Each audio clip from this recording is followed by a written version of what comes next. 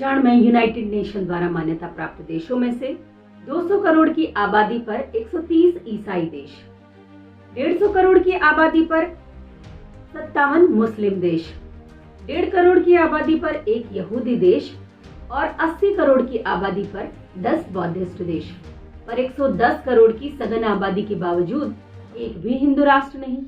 15 अगस्त 1947 को हम कौन से राष्ट्र की उत्पत्ति का उत्सव मनाते हैं? 70 साल तक देश की सत्ता पर काबिज होकर भारतीयों का बेवकूफ बनाने वाले एक्स्ट्रा सेक्युलर लोगों से हमें ये प्रश्न गंभीरता से पूछना चाहिए। देश के इन ज्वलंत मुद्दों पर बातचीत करने के लिए आज हमारे साथ एक खास मेहमान हैं जो बहुत ही सहज और सरल व्यक्तित्व की धनी हैं और जिन्होंने अपने जीवन में जो कुछ सीखा उसे आत्मसात भी किया है। नमस्कार, आप देख रहे हैं यूनाइटेड न्यूज़ 9 और मैं हूं आपकी दोस्त शीतल गहलोत। आज के कार्यक्रम में हमारी मेहमान हैं श्रीमती तरुणा सिंह जी, जो राष्ट्रीय सेविका समिति से जुड़ी हैं। आइए इनसे बात करते हैं। सबसे पहले आप अपने ही विषय में बताइए, आरएसएस से कब से जुड़ी हैं और देश और समाज के कामों में आपकी क्या सहभागिता रही है? मेरा नाम तरुणा सिंह है। जैसा कि शीतल जी आपने पूछा कि संघ से या समिति से मैं कब जुड़ी, तो मैं कहना चाहूँगी कि संघ को अपने घर में बचपन से देखा। पिताजी संघ से जुड़े हुए थे, बहुत से प्रचारकों का घर पर आना जाना था। उनमें एक मुख्य नाम जो मुझे याद आ रहा है, माननीय इंद्रेश जी थे, भारतेंदु जी थे। और मैं जब 7वीं कक्षा में पढ़ती थी, यानी 12 साल की थी, तो राष्ट्र सेविका समिति की शाखा लगानी मैंने शुरू कर दी थी। पहले तो अपने घर के छत पर लगानी शुरू की थी। थोड़े समय बाद एक प्लॉट हमें मिल गया था, साफ सफाई करके उसमें लगानी शुरू की थी। उस समय पर माननीय इंदुताई, माननीय सिंधुताई, उनसे परिचय हुआ। माननीय रेखा दीदी प्रांत प्रचारिका थी दिल्ली की, उनका भी हमारी शाखा पर प्रवास रहता था। उसी समय पर बाबरी मस्जिद टूटी थी जब मैं कॉलेज में थी। बाबरी मस्जिद टूटी थी तो बहुत से आंदोलन दिल्ली में उस समय हुए थे। हालांकि राष्ट्र सेविका समिति पर प्रतिबंध भी लग गया था उस समय, लेकिन दुर्गा वाहिनी के नाम से काम तो लगातार चलता रहा था। तो उसमें बहुत सक्रिय सहभागिता उस समय रही थी उन आंदोलनों में। एक अखिल भारतीय महिला सम्मेलन भी हुआ था जिसमें पूरे राष्ट्र भर से महिलाएं आई थी। शादी के बाद शाहजहांपुर आई। शाहजहांपुर कुछ समय तो विराम लगा मेरे काम को, लेकिन थोड़े समय बाद फिर से मैंने राष्ट्र सेविका समिति का काम शुरू किया। और उसके बाद क्योंकि मेरे पति की ट्रांसफरेबल जॉब थी तो कई स्थानों पर रहना हुआ। हिमाचल में रहे, पलवल में रहे, मेरठ में रहे। प्रत्येक स्थान पर मैं समिति से जुड़ी रही हूँ और आज तक समिति से जुड़ी हुई हूँ। राष्ट्रीय सेविका समिति और राष्ट्रीय स्वयंसेवक संघ दोनों ही एक स्वयंसेवी संस्थाएं हैं जो बिना किसी सरकारी मदद के देश के हित में काम कर रही हैं। और भारतीय जनता पार्टी, बीजेपी एक पॉलिटिकल पार्टी है। उसके बाद भी दोनों को हम भारतीय एक कॉम्प्लीमेंट्री के रूप में देखते हैं। क्या सच में बीजेपी आरएसएस है, आरएसएस बीजेपी है? ऐसा आपको लगता है? या दोनों की विचारधारा सेम है, इस वजह से लोग ऐसा सोचते हैं? संघ और समिति का उद्देश्य है तेजस्वी हिंदू राष्ट्र की पुनर्स्थापना। इसके लिए सर्व समाज को संगठित करना होगा। लेकिन राजनीति समाज जीवन के बहुत से विषयों को देखती है। जब वह उन विषयों को देखती है तो उसमें परस्पर मतभेद भी पैदा होते हैं, क्योंकि सबका नज़रिया अलग अलग होता है, मत सबके अलग अलग हैं। तो सर्व समाज को संगठित करना और समाज जीवन के उन विषयों को साथ लेकर चलना कभी भी एक साथ संभव नहीं हो पाता। इसलिए जब संघ का उदय हुआ था तभी ये तय कर लिया गया था कि संगठन किसी भी राजनीतिक दल से नहीं जुड़ेगा, न तो चुनाव लड़ेगा, न चुनाव में उसकी कोई सहभागिता रहेगी, और न ही संघ का कोई भी दायित्ववान कार्यकर्ता किसी भी राजनीतिक दल में कोई पद प्राप्त करेगा। यह तो जनता तय करती है कि राज्य कौन करेगा, जनता का चुनाव तय करता है। लेकिन वह दल, राजनीतिक दल, राष्ट्र हित में काम कर रहा है या नहीं, यह सोचने का अधिकार तो सबको है। और संघ भी अपना मत समय समय पर देता रहता है कि यह सरकार राष्ट्र हित में काम कर रही है या नहीं, और कहीं पर आवश्यकता होती है तो वह उसमें हस्तक्षेप भी करता है, अपना मत भी देता है।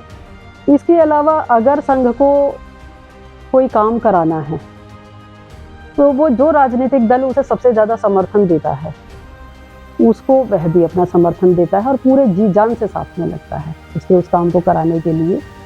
और यह काम कोई चोरी छुपे नहीं होता, डंके की चोट पर होता है। जैसा कि आपने देखा अभी राम मंदिर के निर्माण के लिए बीजेपी ने समर्थन दिया कि हाँ राम मंदिर का निर्माण होगा, वो करेंगे, तो संघ उनके साथ पूरे जी जान से लगा। दूसरी बात यह है कि संघ का काम है व्यक्ति निर्माण का काम, लेकिन जब व्यक्ति का निर्माण हो जाता है यानी उसकी विचारधारा बदल जाती है, राष्ट्र हित में उसकी विचारधारा बन जाती है, तो वह कुछ तो करेगा ना, उसकी सहभागिता तो रहेगी राष्ट्र हित के लिए। तो राजनीति में नहीं जाएगा लेकिन राष्ट्र नीति में तो वो जाता है, सब कुछ सोचता है कौन देश के लिए काम कर रहा है, कौन देश के लिए नहीं काम कर रहा है, तो उसके हिसाब से वह अपना मत प्रकट करता है और उसके साथ वो संगठन के साथ, किसी भी राजनीतिक दल के साथ जुड़ जाता है। उसके साथ जुड़ने का मतलब ये नहीं है कि वह उसमें अंदर चला गया, लेकिन उसकी सपोर्ट रहती है उसके साथ। तो इसलिए लोगों को यह भ्रम हो जाता है कि राष्ट्रीय स्वयंसेवक संघ और बीजेपी भाजपा एक ही है, लेकिन ऐसा नहीं है, दोनों अलग अलग। 70 सालों से हिंदुओं को बहुसंख्यक होने के बाद भी हिंदू समाज को हाशिए पर रखा गया, और जबकि भारत एक बहुसंख्यक हिंदू समाज है और भारत के 90% जो लीडर्स हैं वो भी हिंदू हैं। उसके बावजूद भी जो राइट्स, जो अधिकार हिंदू समाज को मिलने चाहिए थे, उनसे हिंदुओं को वंचित रखा गया। क्या हिंदुत्व का विरोध ही सेक्युलरिज्म की परिभाषा है? क्या सेक्युलर होने के लिए हिंदू विरोध करना आवश्यक है? क्या लगता है आपको? जहाँ तक धर्मनिरपेक्षता की बात है तो यह तो हिंदुओं के खिलाफ एक सोची समझी साजिश है। जब धर्म के आधार पर देश का विभाजन हुआ था तो या तो सारे मुस्लिमों को वहाँ चले जाना चाहिए था और सारे हिंदुओं को यहाँ आ जाना चाहिए था। अगर हिंदू साथ रह सकते, अगर हिंदू मुस्लिम साथ रह सकते तो देश का विभाजन क्यों हुआ? और अगर साथ नहीं रह सकते थे तो मुस्लिमों को यहाँ रोका क्यों गया? महाभारत काल में अगर देखा जाए तो श्री कृष्ण दुर्योधन के पास पांडवों को एक प्रस्ताव लेकर गए थे कि उन्हें 5 राज्य दे दिए जाएं, लेकिन दुर्योधन ने, हालांकि ये अनरीजनेबल सा एक प्रपोजल था, लेकिन दुर्योधन ने उसको अस्वीकार किया था।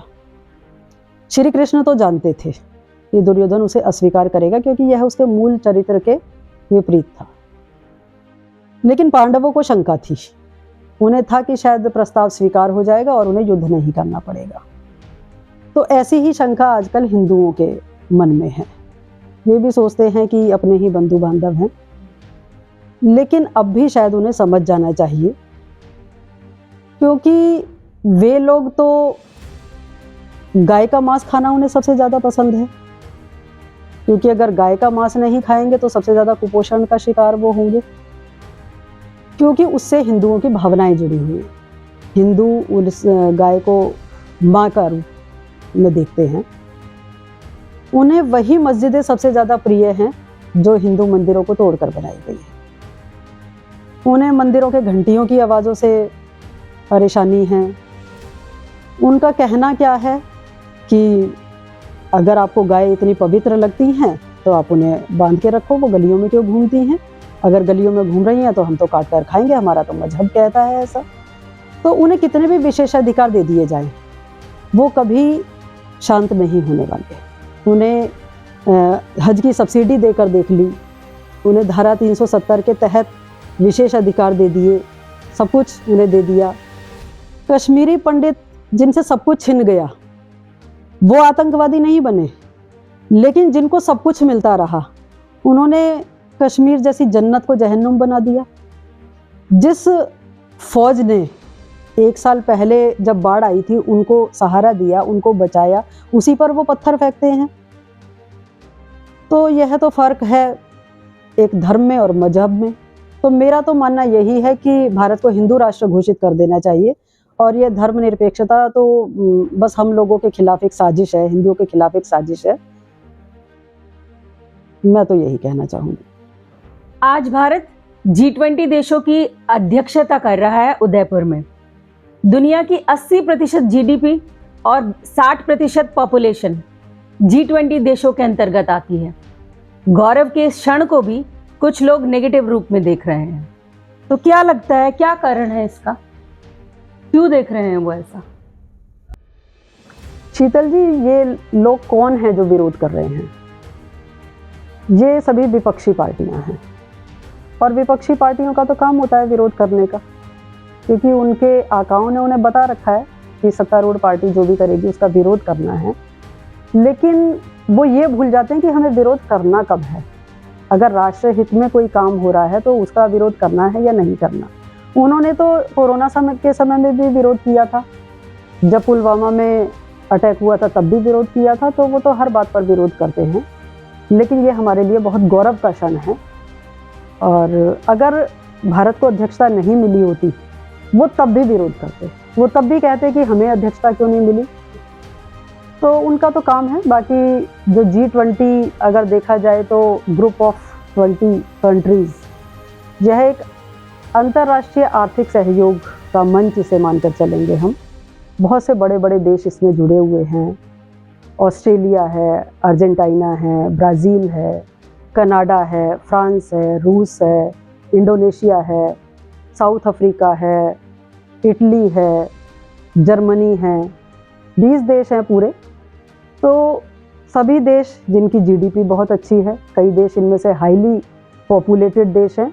तो बहुत सारे देशों को यह कवर करता है, बहुत सारी पॉपुलेशन को कवर करता है, जैसा आपने बताया अभी कि 60% पॉपुलेशन और 80% GDP।